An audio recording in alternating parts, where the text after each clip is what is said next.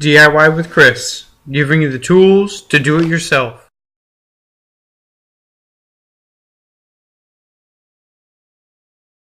Okay, so what we're doing right now is I'm going to go over some of the sconces that I had bought for the exterior lighting from Costco.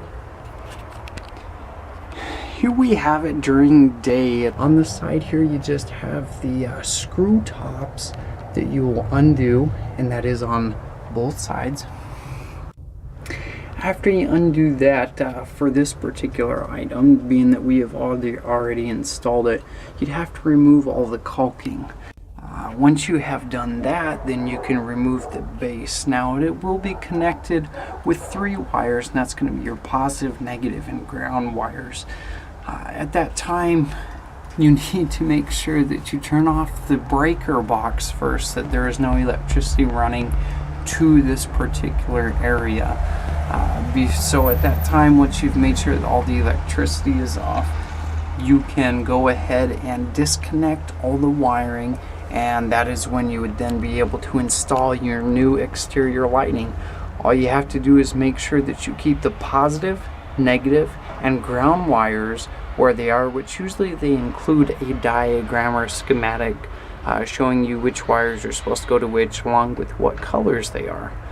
So this is one particular sconce that we had. So I'm also showing you another one of our sconces right now that's over by the garage, and it's the exact same thing. We did get 3 of these, one for either side of the garage and one up to the next to the door. So again, you can see the screw top there with the caulking, and we just used beige caulking, and I'll go over some of the supplies that we used to do this as well in a later video.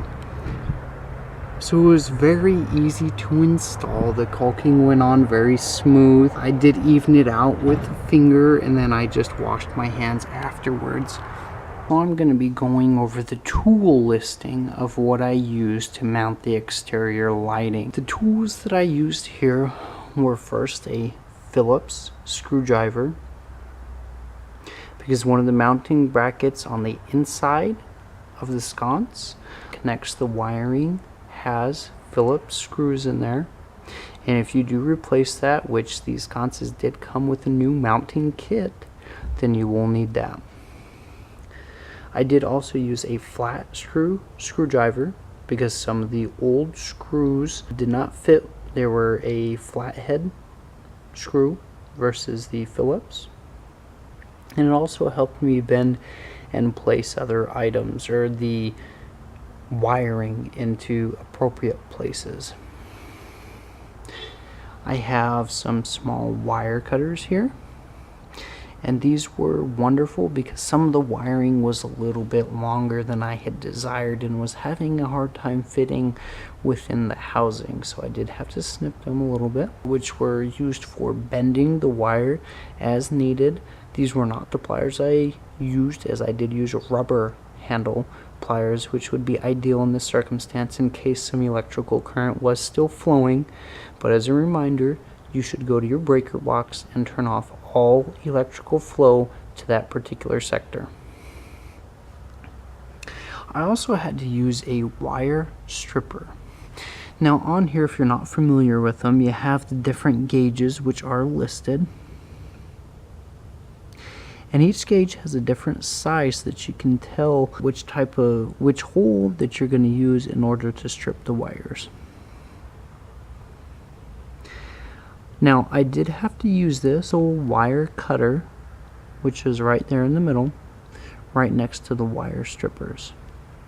I did have to use this during the process because some of the wires had too much of the outer protective coating on them, so I did have to strip away some of that coating. So these were the actual tools that I used to help me through the process. After they had been mounted and everything was